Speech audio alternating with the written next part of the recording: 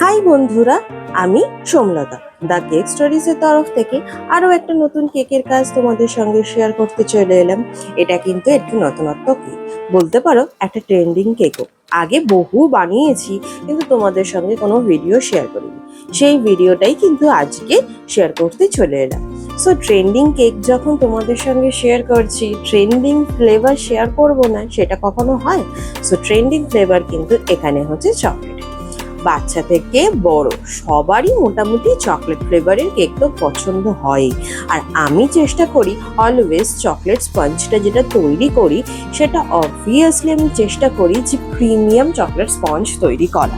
এখানে কিন্তু আমি চেষ্টা করি লোকাল কফি পাউডার বা চকলেট কোকো পাউডার ইউজ না করে যতটা ভালো কোয়ালিটির কোকো পাউডার ইউজ করার। কেননা তুমি যত ভালো কোয়ালিটির প্রোডাক্ট বা কেক কাস্টমারদেরকে দেবে, তত তোমার আরও কাস্টমার আসার, আরও ভালো অর্ডার পাওয়ার কিন্তু চান্সেসটা বেড়ে যায়। ইভেন রিপিটেড অর্ডারটাও বেড়ে যায়। কম দামে দেওয়া চক্করে কম কোয়ালিটি বা বাজে কোয়ালিটির জিনিস দিলে ওই একবারই কিন্তু কাস্টমার তোমার থেকে কেক নেবে, তারপরে কিন্তু তোমার থেকে আর কেক পারচেস করতে চাইবে না। এইভাবে কিন্তু সত্যি কথা বলতে বিজনেসটা হয় না।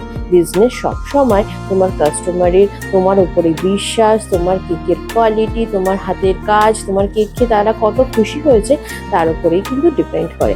আজ পর্যন্ত বলতে গেলে টাচউড যে আমি সেই রকম কোনো ব্যাড রিভিউ পাইনি, কিন্তু তারপরেও কিন্তু আমি এক ফোঁটাও চেষ্টা করি না যে কাউকে একটু কম কোয়ালিটির কেক দেবো। সবসময় চেষ্টা করি যে সবাইকে বেস্ট থেকে বেস্ট কোয়ালিটির কেকটা দেওয়ার।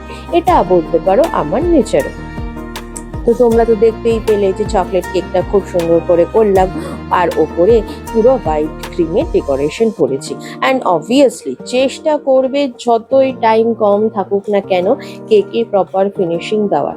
আমি অনেকেরই ভিডিও দেখি, আজকাল তো সবাই ভিডিও বানায়, অনেক হোম বেকাররাই ভিডিওতে দেখি যে প্রপার কিন্তু ফিনিশিং দেয় না। সেটা সবসময় একটু চেষ্টা করবে, কেননা সেটা তোমার হাতের কাজটা কত সুন্দর সেটাকেই কিন্তু ডিফাইন করে। সো প্রপার ফিনিশিং ছাড়া কিন্তু কখনো কাস্টমারকে দেওয়ার চেষ্টা করবে না যে তুমি টাকা পেয়ে গেছো তাই কেকটা যেরকম খুশি সেরকম বানিয়ে দিয়ে দিলে, সেটা কিন্তু করো না। সবারই একটা স্পেশাল দিনের জন্যই কিন্তু কেকটা অর্ডার করে। তো তোমরা হয়তো কেকটা দেখে তো একটু বুঝতেই পারছো যে কি কেক এখানে আমি করছি। এখানে যে রেড রিবনটা ইউজ করেছি, এই রেড রিবনটা কিন্তু নন এডেবল রিবন। তোমরা চাইলে অবভিয়াসলি ফন্ডেন্টেরও করতে পারো, কোনো অসুবিধা নেই। তাতে কি হয়, প্রাইসটা একটু বেড়ে যায়। আর এই যে তোমরা দেখতে পেলে যে ফাইনালি কি কেকটা করেছি, এটা কিন্তু একটা কাপেল কুলিং কেক, খুব মিষ্টি